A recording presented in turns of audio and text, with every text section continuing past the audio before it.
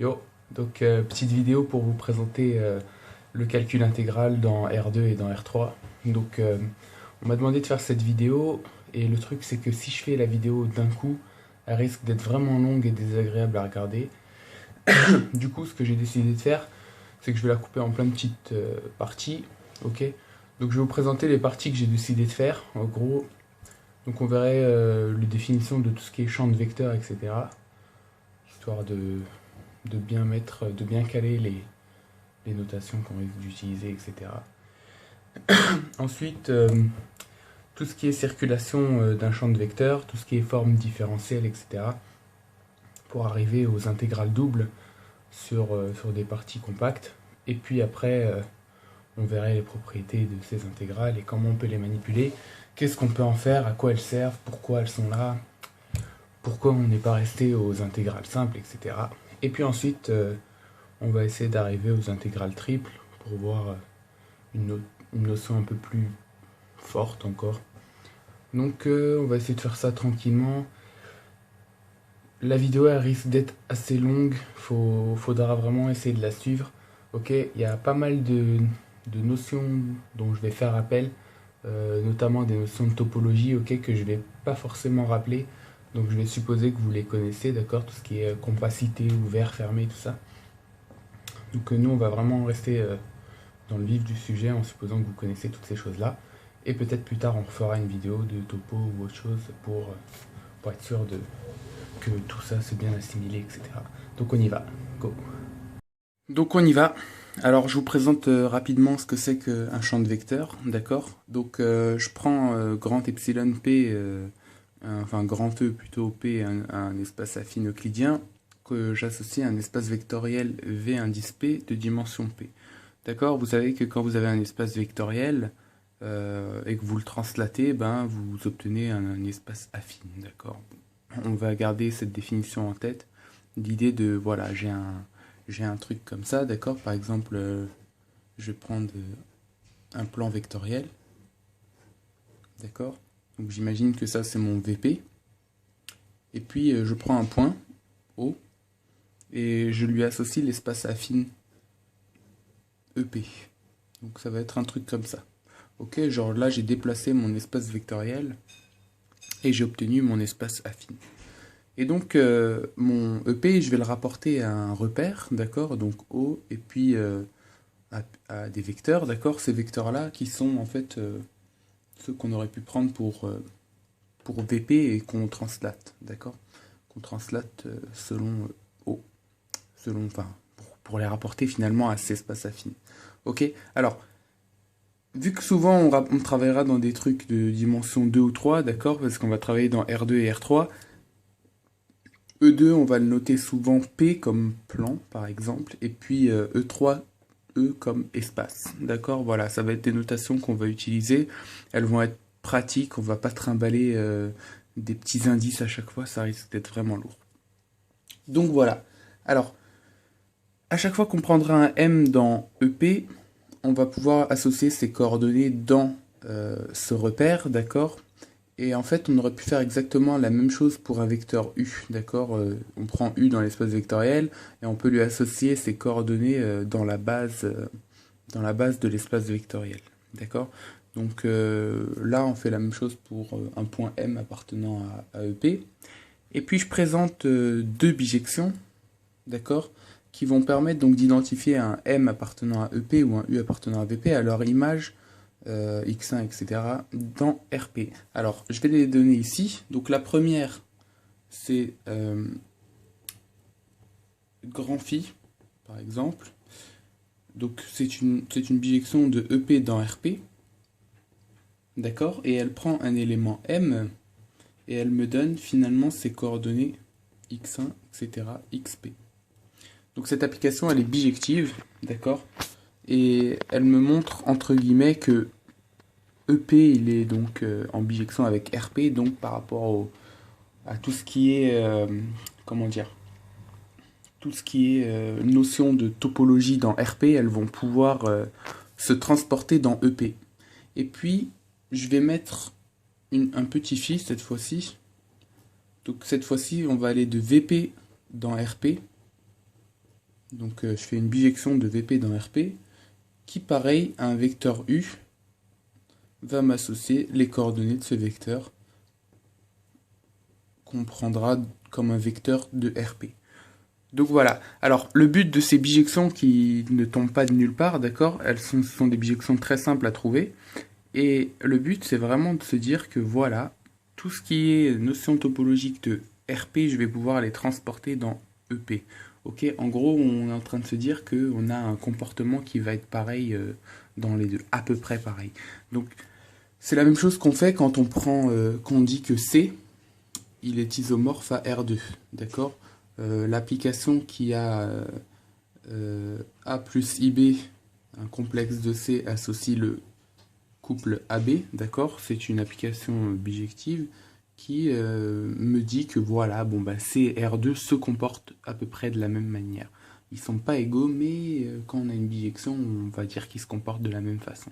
D'accord. C'est ce qui nous permet par exemple de travailler dans R2 ou dans C un peu comme on veut, d'accord. Si on veut travailler, on veut le module d'un complexe, ben on pourra dire que c'est la norme du vecteur ou la longueur entre deux points, la distance entre deux points, etc.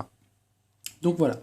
Alors je reviens à ça, à mes champs de vecteurs, et puis je vais donner la première définition. Donc si je prends U, un ouvert de EP, d'accord, donc je vais pas rappeler ce que c'est qu'un ouvert, d'accord, essayez de voir essayer de revoir les notions de topologie qui sont vraiment très importantes dans ce cours-là. Ok, donc je prends U, un ouvert de EP. Alors, je vais juste faire une petite parenthèse. À chaque fois qu'on va travailler dans du calcul différentiel, à chaque fois qu'on va travailler avec des fonctions, etc., il y a toujours des espèces d'ouverts qui vont apparaître un peu partout. Alors, pourquoi des ouverts, pourquoi pas des fermés, pourquoi pas des compacts, pourquoi pas des connexes, des convexes, des trucs bizarres? Eh bien, c'est simple. Entre guillemets, l'ouvert, c'est la partie, enfin, c'est un truc qui va vraiment, genre, nous laisser le plus de mots. On va pouvoir vraiment être très libre dans un ouvert, on aura le moins de problèmes. Si on prend un fermé, on se restreint déjà. Si on prend un compact, ben, tout n'est pas compact. Si on prend un connexe, ben, tout n'est pas connexe, d'accord. Donc vraiment, on prend tout le temps, on prendra très souvent des ouverts U, d'accord. Je sais pas si vous prenez les théorèmes d'inversion locale, les, tous ces petits théorèmes-là, enfin à chaque fois il y a des ouverts U qui apparaissent, d'accord. C'est pas pour rien en fait, c'est vraiment parce que quand on a un ouvert, on a vraiment plus de liberté. Ils apparaissent en fait vraiment naturellement dans le calcul différentiel, d'accord? C'est vraiment pas... Alors, c'est pour ça qu'à chaque fois que vous verrez pour un U, une application machin, elle va d'un ouvert, dans je sais pas quoi. À chaque fois, elles commenceront à prendre leurs arguments dans un ouvert pour la simple et bonne raison que ça apparaît naturellement. Si on prend un fermé, on se restreint. Si on prend autre chose, on va se restreindre aussi. Donc vraiment, gardez en tête que quand un prof, par exemple, vous note au tableau, on va prendre F d'un ouvert, machin, de trucs, bah c'est normal, d'accord? Faut vraiment vous dire que si on avait pris autre chose, ben, on aurait dû trop faire de disjonction de cas. Donc on prend vraiment un ouvert, on reste général, et puis on a un meilleur comportement dans les ouverts. Donc voilà, c'était ma petite parenthèse parce que je sais que souvent il y a des trucs qui apparaissent comme ça, un ouvert, pourquoi un ouvert et pourquoi pas autre chose. Bon bah voilà, maintenant vous avez votre réponse, essayez vraiment de bien garder en tête le fait que voilà, les ouverts, c'est ce qui apparaissent le plus naturellement dans le calcul différentiel, dans l'analyse plus généralement. Voilà. Donc, je vais donner une première définition de ce que c'est qu'un champ de vecteur. Alors, la notion de champ de vecteur, en fait, les physiciens, ils la connaissent vraiment très bien. Pourquoi? Parce que ils travaillent beaucoup. J'ai en tête l'électromagnétisme, d'accord? On travaille vraiment avec des champs de vecteurs, enfin, on a vraiment beaucoup ces notions-là. Et puis en fait, si on peut prendre un exemple, on prend un point M de l'espace, et puis à chaque point M de E3 par exemple, de celui-là, on va pouvoir associer le vecteur pesanteur, d'accord, en ce point. D'accord, imaginons que j'ai un point M, d'accord, appartenant à E3, et ben je vais pouvoir lui associer G de M, le vecteur pesanteur finalement, en ce point. D'accord? Donc vraiment, dites-vous que ce sont des notions que les physiciens emploient très très très très régulièrement, euh, et- mais qui sont vraiment importantes, d'accord? Alors, juste un truc, dans ce cours, vous pouvez noter que j'ai mis des flèches un peu partout, sur les vecteurs et tout. Vraiment, c'est un cours qui est assez qu'on peut visualiser. C'est un truc très géométrique, d'accord? Donc c'est bien d'avoir en tête le fait qu'on peut représenter les choses. Et c'est pour ça que j'ai repris cette notation de vecteurs, celle qu'on utilisait au collège ou au lycée. Enfin, je sais plus si on l'utilise au collège, mais oui, oui, au collège et au lycée. Donc voilà, on reste dans un cadre géométrique, des trucs qu'on arrive à manipuler, des trucs qu'on essaye de visualiser. Il faut vraiment se dire que voilà, j'ai un espace, ok, là il est de dimension P, bon bah moi je me le représente comme un espace de dimension 2 pour pouvoir le visualiser, pour pouvoir travailler mon intuition, pour pouvoir voir les trucs un peu mieux quoi, tu vois. Donc voilà, je donne ma première définition, je prends un ouvert U de EP et je définis un champ de vecteur U comme étant une application qui va donc de U dans mon espace vectoriel VP, qui a un point M associé grand V de M, donc le champ de vecteur au point M, d'accord? Alors, il y a des trucs qui vont s'ajouter, d'accord, naturellement. Vous connaissez, vous savez qu'une fonction, elle est de classe CK si elle est k fois dérivable et si la dérivée km, elle va être continue, d'accord? Donc ici, si V, votre champ de vecteur, il est de classe CK, d'accord? On parlera de champ de vecteur de classe CK, tout simplement. Ok, c'est des notions qu'on peut transporter. Alors, blablabla, je vais donner un premier exemple, d'accord? Donc on va prendre un exemple. Par exemple, je prends U ouvert de RP, par exemple. Voilà, ok. Et je vais prendre F, une fonction par exemple de classe C1, qui va de U dans RP. D'accord? Une fonction de classe C1. Et puis je vais rappeler que si je prends M appartenant à U, alors le gradient de F en M est tout simplement égal en fait à la somme. Donc pour I par exemple est égal à 1 jusqu'à P, d'accord, des d rond F sur d rond xi évalué en M multiplié par EI. Voilà. Alors, hop, hop, d'accord. Donc je rappelle juste la définition du gradient, d'accord, c'est la somme des dérivées partielles finalement.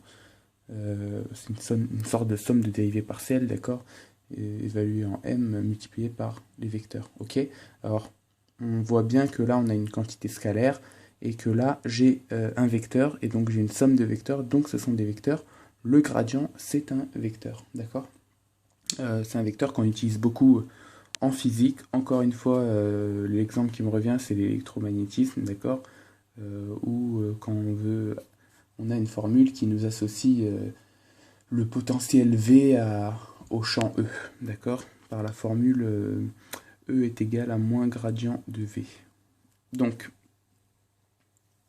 cette application, gradient de F finalement, qui va de U dans RP et qui a un M associe le gradient de F en M, d'accord, c'est un champ de vecteurs de classe C1 sur U. C'est un premier exemple de champ de vecteurs de classe C1 sur U, d'accord. Donc voilà, un champ de vecteurs en général, il se pose naturellement la question de... Enfin, on va souvent se poser la question de savoir si on pourra trouver... Alors, imaginez que vous avez un champ de vecteurs V, d'accord. La question la plus naturelle, c'est est-ce que je vais pouvoir trouver, est-ce qu'il existe f, d'accord, une fonction qui va être numérique, telle que finalement v est égal au gradient de f. D'accord? Donc ça, c'est un peu la question assez... C'est une question qui est assez naturelle, d'accord? C'est comme si, je sais pas, vous avez une fonction continue et vous êtes en train de vous dire, est-ce que je peux trouver une suite de fonctions étagées qui va tendre vers cette fonction continue, d'accord? Ou est-ce que je vais pouvoir trouver une suite de fonctions polynomiales qui va approximer ma fonction. D'accord? Ce sont des fonctions, sont des questions qui sont naturelles, d'accord? Et dans le cas des champs de vecteurs, la question qui est assez naturelle, c'est de savoir est-ce que quand j'ai un champ de vecteur V, je vais pouvoir trouver une fonction numérique telle que V est égal au gradient de f. Alors, a priori, il n'y a pas vraiment de raison pour que ce soit le cas. D'accord? Mais il peut arriver que ça le soit. Donc, on va voir tout de suite certains cas où ça peut marcher. Donc, on va donner une petite définition, d'accord? En fait, quand vous avez un champ de vecteur V, d'accord, qui est défini sur un ouvert U de EP, d'accord, on va dire qu'il dérive d'un potentiel si, donc V dérive d'un potentiel, ça veut dire qu'on peut trouver finalement f. Donc, il existe f de classe C1 de U dans R, donc une fonction numérique, d'accord, telle que V est égal au gradient de f. Voilà. C'est ça en fait quand on dit que machin dérive d'un potentiel, c'est quand en fait on peut finalement passer d'un champ de vecteurs à un machin avec du gradient. D'accord? C'est juste une petite définition, d'accord? C'est une définition. Donc V va dériver d'un potentiel si on peut trouver une fonction de classe C1 numérique telle que V est égal au gradient de cette fonction. D'accord? Alors, on va énoncer une petite proposition. Donc ma proposition, elle me dit en fait que... voilà. Elle me dit quoi? Elle me dit que si j'ai V qui est un champ de vecteurs de classe C1 sur un ouvert, alors, donc, défini par exemple par la somme des... Alors, on va le donner, par exemple, si je pose, si j'ai que V, donc c'est un champ de vecteurs, donc vecteur défini sur U, ouvert. D'accord. Toujours, on aura souvent des ouverts, d'accord. Je vais peut-être pas toujours le préciser, mais si je précise pas U, ça veut dire qu'il est ouvert. Et si vraiment je précise autre chose, ça veut dire qu'il ne sera pas ouvert, d'accord. Donc voilà, je prends mon V qui est un champ de vecteurs, d'accord. Donc de classe C1. Je sais pas, par exemple, on va poser V de M. Donc il est défini par V de M est égal à la somme des PI de X1 XP pour I est égal à 1 jusqu'à P. D'accord? Donc il est défini comme ça. Si V il dérive d'un potentiel, d'accord? Donc si V dérive d'un potentiel, si je peux trouver F tel que V vaut le gradient de F, d'accord? Donc si V dérive d'un potentiel, alors je sais exactement que si I, pour tout I différent de J, je vais avoir des ronds PI sur des ronds XJ qui va être égal à des ronds PJ sur des ronds XI. Donc voilà, c'est une première... comment dire, c'est un premier truc qu'on va pouvoir remarquer. À chaque fois que vous aurez un champ de vecteurs de classe C1 défini comme tel, d'accord, PI des coordonnées, d'accord, comme la somme des PI des coordonnées, à chaque fois, s'il dérive d'un potentiel, vous prenez I différent de J, vous savez que la dérivée partielle, celle-ci, donc, on aura égalité entre ces dérivées partielles, d'accord. Donc, c'est vraiment quelque chose qui est assez fort. Et on pourrait en fait le prouver. On va le prouver. D'accord? On va essayer de faire une petite preuve. D'accord? Donc on va dire que vu que V dérive d'un potentiel vecteur, V finalement il s'écrit comme gradient de f. D'accord? Donc là c'est ma petite démo. Je fais une petite démo un peu à l'arrache. D'accord? C'est pas le plus important. Donc je fais une petite démo quand même parce que ça a l'air de sortir de n'importe où, d'accord?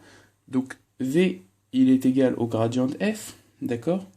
Et on a par exemple que d rond f sur d rond xi est égal à pi. On va poser ça, d'accord? Pour tout i appartenant à 1, etc. jusqu'à pi. D'accord? Et puis, les PI, elles sont de classe C1. Pour tout i, PI est C1. Ce sont des fonctions de classe C1. Et la fonction f, elle est de classe C2 sur U.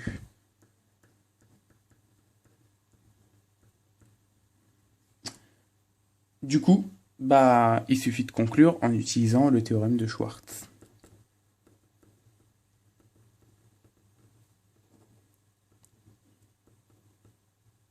D'accord? Alors, le théorème de Schwartz, je vais le rappeler. C'est vraiment un théorème important et c'est un théorème que j'aime bien parce qu'il est assez magique. Donc je vais le rappeler très rapidement parce qu'on en aura vraiment besoin, d'accord? C'est un théorème vraiment important. Donc on va le rappeler. Alors, il me dit quoi, moi, mon théorème de Schwartz? Donc théorème. Ok, donc c'est S-C-H-W-A-R-Z. Il y a plein de notations, bon moi je l'écris comme ça. Donc on prend U ouvert de RP, donc une fois de plus, on a un ouvert qui apparaît, d'accord? Donc là, c'est une petite parenthèse, d'accord? Je me permets de revenir sur une partie du cours sur les fonctions différenciables, d'accord, etc. Donc je te rappelle ce théorème, on risque d'en avoir besoin. Donc je prends U un ouvert de RP et F de U dans R, qui admet sur U en fait des dérivées partielles secondes. D'accord? Admettant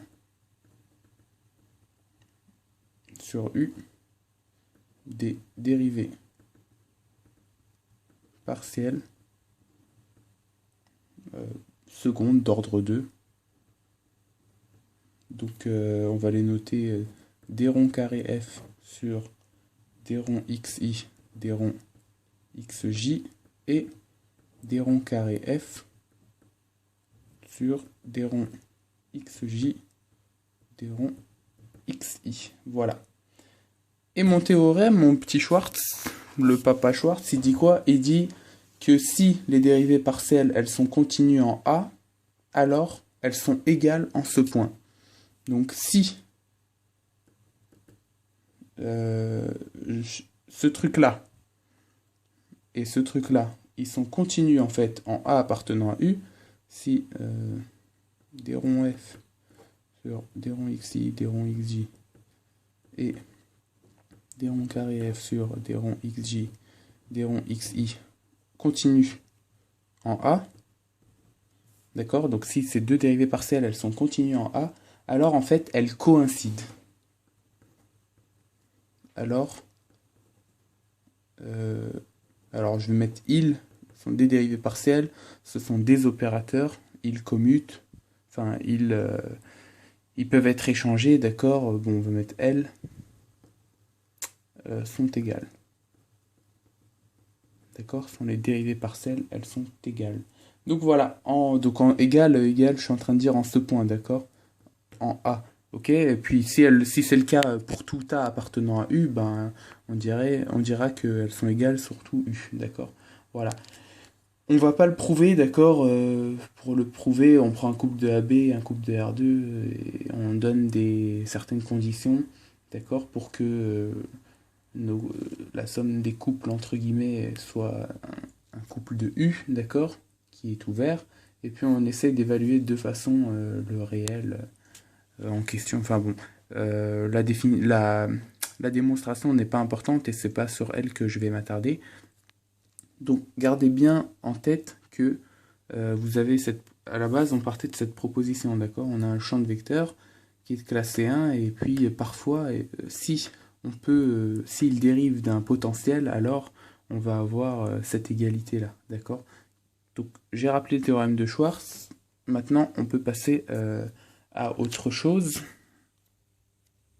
Donc je vais donner par exemple un premier exemple, d'accord? Donc je vais prendre V qui va être défini par exemple sur sur notre plan P que j'avais introduit tout au début, en fait, P équivaut E indice 2, d'accord? Mais auquel je vais retirer l'origine, d'accord? Tel que pour tout M, V de M est égal par exemple à moins Y sur X au carré plus Y au carré multiplié par I plus X sur X au carré plus Y au carré multiplié par J, d'accord? Donc j'ai bien un champ de vecteurs, et pourquoi j'enlève l'origine, c'est le point 0, 0, pour éviter tous les problèmes, d'accord, de non-définition de ce champ.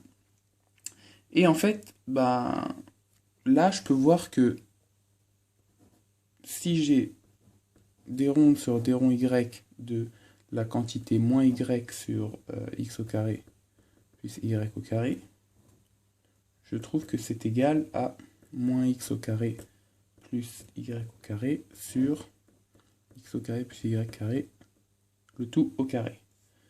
Et en fait, c'est égal à des ronds sur des ronds x. Alors j'ai fait le calcul à part, vous pourrez le refaire si vous voulez.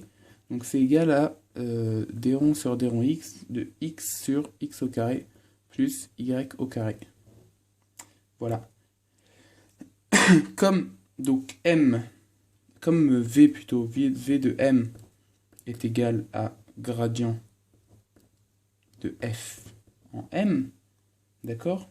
Vu que j'ai ce truc-là, ça m'implique en fait que d rond f sur d rond x doit être égal à moins y sur x au carré plus y au carré. Et à partir de là, bah, j'en déduis que finalement f de xy, donc cette chose-là implique que f de xy, c'est égal à moins l'arc tangente de x sur y.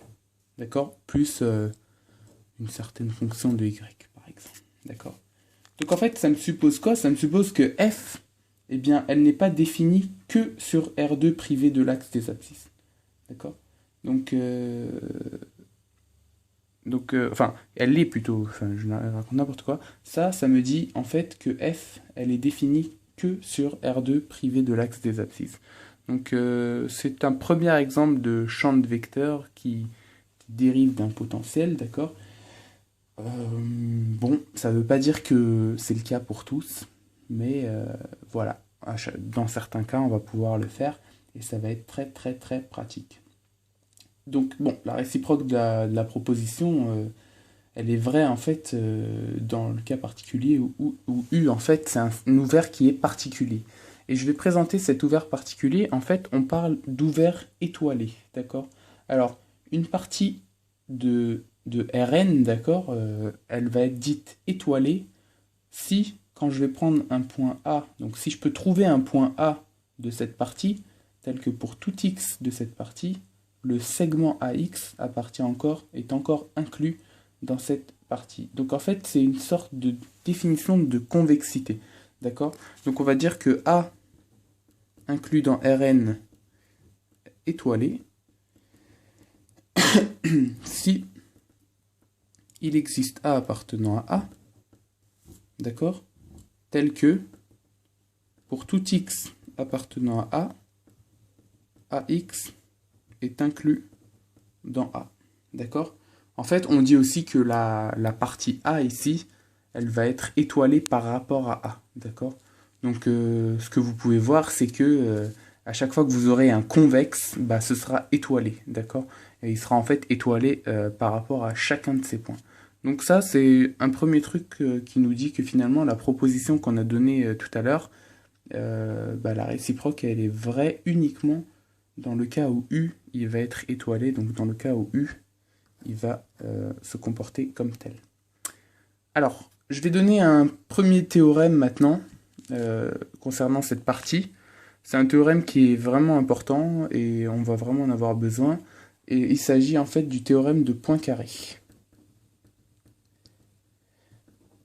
De Poincaré. Hop, ok. Alors, qu'est-ce qu'il nous dit Poincaré? En fait, il me dit que si je prends un ouvert étoilé, d'accord, et un champ de vecteurs de classe C1 sur cet ouvert étoilé, défini comme tout à l'heure par la somme des PI de x1 jusqu'à xp fois le vecteur, d'accord, alors finalement je sais que mon champ il va dériver d'un potentiel vecteur si et seulement si j'aurai l'égalité des dérivées partielles. Donc on va le noter, d'accord, donc U, soit U ouvert étoilé, donc de RP, d'accord, donc j'ai eu mon ouvert étoilé de RP, ok, et puis V, un champ de vecteurs, d'accord, C1, un champ de vecteurs de classe C1, défini sur U par V de M est égal à la somme des PI de x1 xp fois E indice I pour I égale 1 jusqu'à P. D'accord, donc il est défini comme ça. Si mon V est défini comme ça, le champ V il dérive d'un potentiel. Donc V dérive d'un potentiel si et seulement si, pour tout I différent de J, d'accord, il faut que d rond PI sur d rond XJ est égal à d rond PJ sur d rond XI. Voilà, donc ça c'est notre théorème de Poincaré, c'est un théorème vraiment important, d'accord. Bon, on peut le prouver, d'accord, aussi, la preuve elle n'est pas vraiment très importante, mais enfin, elle n'est pas très importante, bien sûr que si, elle est importante, mais je vais pas la faire, c'est une démonstration qui est vraiment longue, donc ceux que ça intéresse, ils peuvent aller la regarder, je sais pas, dans n'importe quoi, un bouquin sur internet, ou demander à leur prof. Sinon, ceux qui veulent vraiment, on pourra faire une vidéo spéciale où on démontrera le théorème de Poincaré. Ça prend pas plus de ça, en fait, hein, d'accord, c'est vraiment très court, comme c'est assez court, ça se fait assez bien. Donc voilà, ce théorème va nous servir plus tard, en fait. D'accord. Et puis, dans la suite, on va définir maintenant des nouveaux concepts, donc des nouvelles choses, comme par exemple la divergence, etc. Donc, on y va. Donc, je vais définir la divergence, d'accord. Définition, c'est une définition, d'accord, elle est donc à connaître. On prend V, donc ça va être mon champ de vecteurs de classe C1 qui va être égal à la somme des PI fois EI, pour I est égal à 1 jusqu'à P, d'accord, donc défini sur un ouvert U de EP. Alors, ce que je vais pouvoir mettre, c'est que la divergence de V, elle est par définition égale à la somme des d ronds PI sur d ronds XI, pour I est égal à 1 jusqu'à P. C'est une première définition, donc c'est à retenir. Et cette chose-là, cette quantité, en fait, la divergence de V, d'accord. On peut envisager la matrice jacobienne du champ V. Donc si j'ai grand J de V, la matrice jacobienne de V, d'accord. Donc ça, c'est la matrice jacobienne de V, ok, bon, c'est la matrice jacobienne, je ne vais pas rappeler ce que c'est. Eh bien, il se trouve que la divergence, c'est en fait la trace de ma matrice jacobienne. Et ça, c'est génial. Donc la divergence de V, c'est égal, en fait, à la trace de la jacobienne de V. Donc encore un truc qui vous montre que les maths, c'est magnifique et que tout est lié. Ok, j'ai vraiment un truc avec une matrice, je suis en train de regarder sa trace, la trace, donc je suis en train de sommer les coefficients qui sont sur la diagonale, et il se trouve que ces coefficients sont exactement ceux-là. Donc voilà, ça gère le bail, c'est un vrai délire. Je trouve que c'est vraiment cool de tomber sur des trucs comme ça, et souvent de toute façon on s'aperçoit par exemple que quand on travaille avec les formules de Cauchy, on s'aperçoit que il y a de temps en temps, on peut lier les matrices jacobiennes à ces formules, et je trouve que c'est vraiment un truc qui est cool. Ça donne de la magie au truc. Donc voilà, là je suis parti dans un bail, un vrai délire. Donc là on va retourner à ce qu'on était en train de définir. Donc ça, c'est la définition de votre divergence, d'accord? Alors, les physiciens qui regarderont cette vidéo ou ceux qui font de la physique, encore une fois, je reviens à l'électromagnétisme et les formules de Maxwell, elles font tout apparaître, des divergences et des trucs comme ça, des rotationnels. Donc vous connaissez bien ces notions-là. Et en fait, on va tout de suite définir ce que c'est que le rotationnel d'un champ de vecteurs, mais uniquement en dimension 3. D'accord? Les autres dimensions ne seront pas très importantes. Donc en fait, si je prends mon V, qui va être égal par exemple à P porté par I, plus Q porté par J, plus par exemple R porté par K, d'accord, vous vous souvenez que là je suis dans E3, qui est égal à grand E, d'accord, et lui il est muni du repère O, I, J, K, d'accord, donc je fais juste un petit rappel parce que c'était sur la première feuille dans les notations que j'avais mis. Donc là, lui, il est de classe C1. D'accord, on prendra toujours des champs de vecteurs de classe C1 sur encore un ouvert U de E3 et on définit le rotationnel de V. Alors cette fois-ci, c'est un vecteur, donc pas comme la divergence est scalaire, alors que le rotationnel est un vecteur. Et il est défini comme suit. Donc, des ronds R sur des ronds Y, moins des ronds Q sur des ronds Z, portés par I, plus, encore une parenthèse, donc lui, la définition est un peu plus bizarre à retenir, mais on verra encore que c'est pas très compliqué, on va voir d'où ça sort.